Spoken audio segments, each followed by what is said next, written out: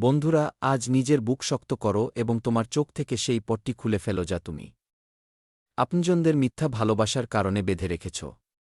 তোমার জীবনে যে হঠাৎ এই ভূকম্পন এসেছে, যে তোমার রাতের ঘুম কেড়ে নিয়েছে এবং তুমি যে প্রতি মুহূর্তে এক অজানা ভয় ও ভ্যাপসা গরমে বেঁচে আছো, তার পেছনে কোনো বাইরের শত্রু নেই।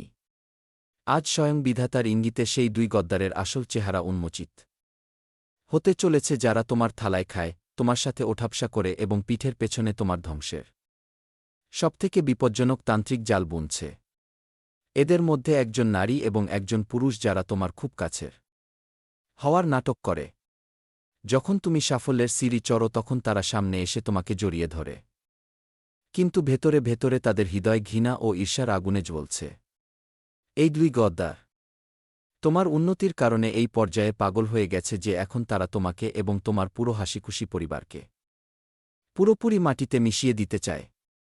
আজ রাত 11:20 থেকে তোমার রাশির উপর সংকটের সবথেকে গভীর মেঘ ঘনিয়ে আসতে চলেছে, এবং যদি আজ তুমি এই সতর্কতাকে উপেক্ষা করো, তবে তোমার জীবনের পুরো নিয়ন্ত্রণ এই গদ্দারদের হাতে চলে যাবে, যারা তোমাকে পুরোপুরি বরবাদ করার কসম খেয়েছে।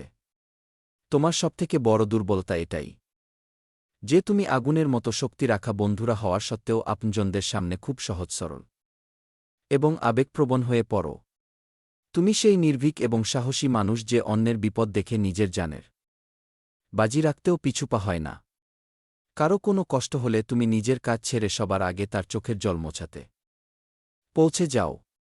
কিন্তু তিক্ত সত্য হল যে যখন তোমার নিজের কারো সাহারার প্রয়োজন হয়, যখন তুমি রাতে উঠে নিজের ভাগ্যের ওপর চোখের জল ফেলো, তখন তোমার আশেপাশে নিস্তব্ধতা ছাড়া কিছু থাকে না। সেই সমস্ত মানুষ যাদের তুমি নিজের রক্তঘাম দিয়ে গড়ে তুলেছ, তারা তোমাকে তোমার কষ্টের দিনে একেবারেই একা ছেড়ে দেয়। তুমি বাইরে থেকে সিংহের মতো গর্জন করো, নিজের দুর্বলতা কাউকে দেখাও না, কিন্তু ভেতরে ভেতরে তুমি রোজ গুমরে মরো এবং নিজের সাথেই এক নতুন যুদ্ধে লড়ছ। তোমার এই নিষ্কলঙ্ক এবং পরিষ্কার নিয়তের সুবিধা এই দুই কপট মানুষ নিয়েছে। তুমি সবাইকে নিজের মনে করে নিজের মনের কথা, নিজের গোপন পরিকল্পনা এবং নিজের সিন্দুকে রাজ তাদের সামনে খুলে রেখে দাও, এবং এখানেই তুমি তোমার জীবনের সবথেকে বড় ধোঁকা খেয়ে যাও। এই দুই গদ্দার কতটা বিপজ্জনক তা তুমি এই কথা থেকে বোঝো যে তারা তোমাকে হারানোর জন্য এখন তন্ত্রমন্ত্র ও কালো বিদ্যার সাহায্য নেওয়া শুরু করেছে। যখনই তোমার জীবনে একটু সুখ আসে, যখনই তোমার ব্যবসা বা চাকরিতে উন্নতির যোগ তৈরি হয়, তখন এই দুজনের বুকে সাপের মতো জ্বলুনি হতে থাকে। নিজের হিংসা শান্ত করার জন্য এই লোকেরা চুপচাপ তোমার বাড়ির চৌকাঠে আসে এবং তান্ত্রিক ক্রিয়া করে চলে যায়। তোমার খুশিকে বাধার জন্য, তোমার বুদ্ধিকে বিভ্রান্ত করার জন্য এরা শ্মশান পর্যন্ত ঘুরে এসেছে।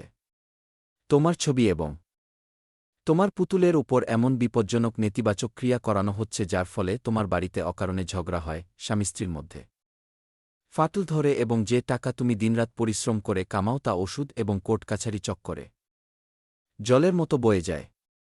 গত কয়েক মাস ধরে তোমার ভাগ্য যে হঠাৎ লক হয়ে গেছে, তার আসল কারণ এই তান্ত্রিক বন্ধন যা এরা তোমার চারদিকে টেনে দিয়েছে। কিন্তু এখন ব্রহ্মাণ্ডের বিচারের সময় এসেছে এবং এই দুজনের পাপের ঘরা পুরোপুরি ভরে গেছে। বন্ধুরা, তুমি অনেক সংগ্রাম করেছ, অনেক চোখের জল ফেলেছ। এখন সেই সময়ের শুরু হতে চলেছে যার জন্য তুমি বছরের পর বছর অপেক্ষা করছিলে। পুরো 512 বছর পর এমন এক দুর্লভ মহাসংযোগ তোমার কুণ্ডলিতে তৈরি হচ্ছে, যেখানে মঙ্গল এবং শনির মিলন তোমাকে এক মহাযোদ্ধার মতো প্রতিষ্ঠিত করতে চলেছে। এই সেই সময় যখন তোমার ভাগ্য সোনার মতো চমকাতে চলেছে। কিন্তু ব্রহ্মাণ্ডের প্রথম শর্ত এটাই যে তোমাকে এই দুই গদ্দারের থেকে আজ এবং এই মুহূর্তেই নিজের সম্পর্ক ভাঙতে হবে। এদের না জানিয়ে, কোনো হাঙ্গামা না করে নিজের জীবন থেকে চিরকালের জন্য বাইরে বের করে দাও। যদি এরা তোমার মাঝে থেকে যায়, তবে তোমার কুণ্ডলীর শুভ গ্রহ তোমাকে সেই খুশি দিতে পারবে না যার তুমি প্রাপ্ত। আগামী দিনগুলোতে তোমার জীবনে 4টি এমন অভূতপূর্ব ঘটনা ঘটতে চলেছে যে তুমি ডুকরে কেঁদে উঠবে এবং বলবে যে, হে ঈশ্বর, আজ আমার সংগ্রাম সফল হল।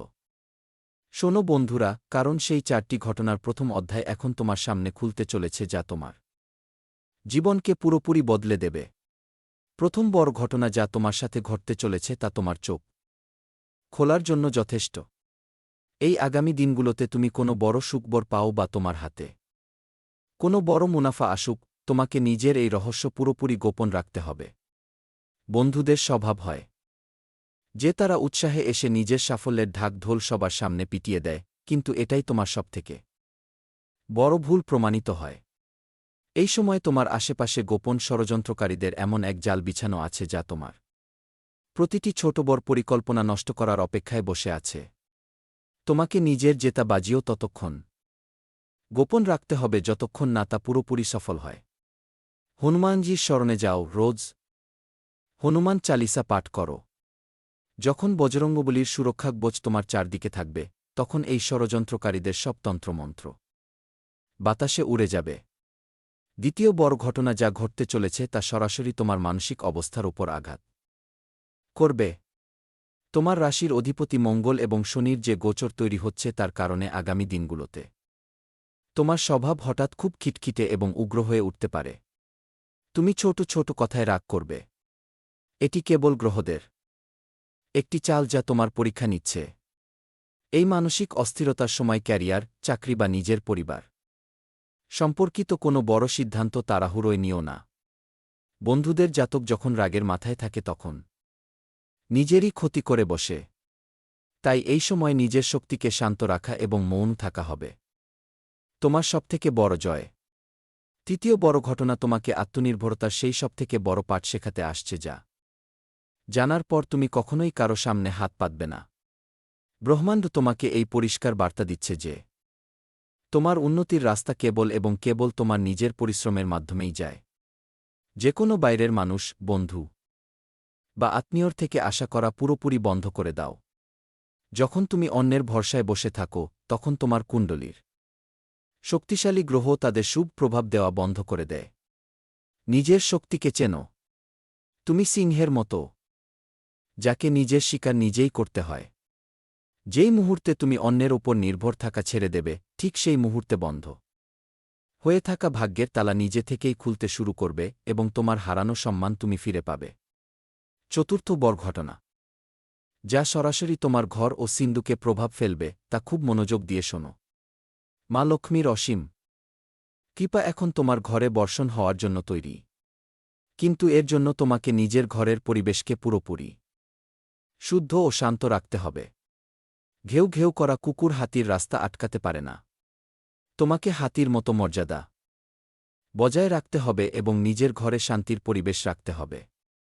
সেই সাথে জুয়া, মদ বা যে কোনো ধরনের অনর্থক খরচে দূরত্ব বজায় রেখো, কারণ যেখানে অর্থের অমর্যাদা হয় সেখানে দারিদ্র্যের বাস হয়।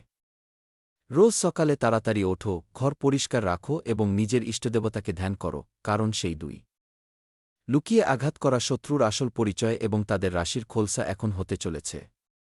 ব্রহ্মাণ্ডের গোপন সংকেত এবং গ্রহদের এই মহাদশা অনুসারে তোমার পিঠে ছুরি মারার প্রথম সবথেকে বড় গদ্দার কন্যা রাশির কোনো ব্যক্তি। বন্ধুদের জাতক অগ্নি উপাদানের হয়, স্বচ্ছ, নির্ভীক এবং সরাসরি। অন্যদিকে কন্যা রাশির লোকেরা খুব হিসেবি, গণনামূলক এবং প্রতিটি কথা মনে লুকিয়ে রাখা স্বভাবের হয়। এই লোকেরা সামনে থেকে তোমার ক্ষমতার প্রশংসার পুল বাঁধবে, তোমার সাহসের কদর করবে, কিন্তু যেই মুহূর্তে তুমি তাদের সামনে থেকে সরবে, তারা তোমারই ত্রুটির মজা ওড়াবে। এরা তোমার উন্নতি এবং তোমার নির্ভীকতায় এতটাই ঈর্ষান্বিত যে তাদের রাতের ঘুম উড়ে গেছে। যদি তোমার দৈনন্দিন জীবনে, কর্মক্ষেত্রে বা পরিবারে এই রাশির কোনো ব্যক্তি থাকে যে প্রয়োজনের চেয়ে বেশি মিষ্টি কথা বলে, তবে আজই তার থেকে নিজের মনের সমস্ত রহস্য লুকানো শুরু করে দাও, নতুবা সে তোমারই দেওয়া তথ্যের ব্যবহার করে তোমাকে ধুলোয় মিশিয়ে দেবে।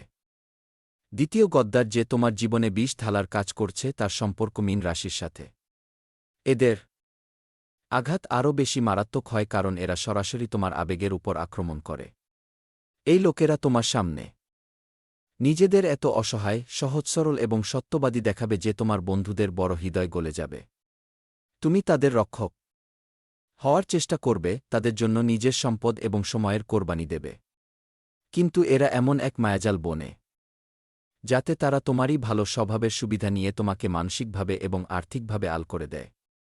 এরা তোমার সামনে চোখের জল ফেলবে, কিন্তু পিঠের পেছনে তোমার খুশির ওপর তান্ত্রিক বন্ধন এবং নজর লাগানোর ঘৃণ্য কাজ করবে। এই দুই রাশির গদ্দারদের গোপন ষড়যন্ত্রই তোমার জীবনের গতি রুদ্ধ করে রেখেছে। কিন্তু এখন তোমাকে এই চক্রব্যূহকে নিজের সিংহের মতো গর্জন দিয়ে ভাঙতে হবে। যখন ব্রহ্মাণ্ডের বিচারক দেবী এবং মঙ্গলদেব তোমার পক্ষে এসেছেন, তখন তোমাকে দুর্বল হওয়ার প্রয়োজন নেই। এই দুই মানুষের থেকে কোনো হট্টগোল ছাড়াই নিজের শক্তি নষ্ট না করে ধীরে ধীরে দূরত্ব তৈরি করে নাও। যেই মুহূর্তে তুমি তাদের থেকে নিজের সংযোগ বিচ্ছিন্ন করবে, ঠিক সেই মুহূর্তে তাদের ছড়ানো নেতিবাচক শক্তি এবং তান্ত্রিক প্রভাব পুরোপুরি নিষ্ক্রিয় হতে শুরু করবে। তোমার চাকরিতে আসা বাধা দূর হবে, ব্যবসার মন্দা শেষ হবে এবং জীবনে এক নতুন শক্তির সঞ্চার হবে। তোমাকে কেবল নিজের মানসিক শক্তিকে কেন্দ্রীভূত রাখতে হবে। মনে রেখো, বন্ধুদের জাতক কখনোই হার মানার জন্য জন্মায়নি। নিজের গোপন পরিকল্পনা নিজের মধ্যেই সীমাবদ্ধ রাখো, নিজের কর্মে অটল থাকো এবং ঈশ্বরের বিচারের উপর পূর্ণ ভরসা রাখো। এই গদ্দারদের উল্টো গণনা এখন শুরু হয়ে গেছে এবং তোমাকে কেবল নিজের সাফল্যের নতুন মাইলফলক স্থাপন করতে হবে। কারণ যখন তুমি এই দুই গদ্দারকে নিজের জীবনের সীমা থেকে বাইরে বের করে দেবে, তখন ব্রহ্মাণ্ডের আসল বিচার শুরু হবে। তোমার এই নীরবতা সেই কপটি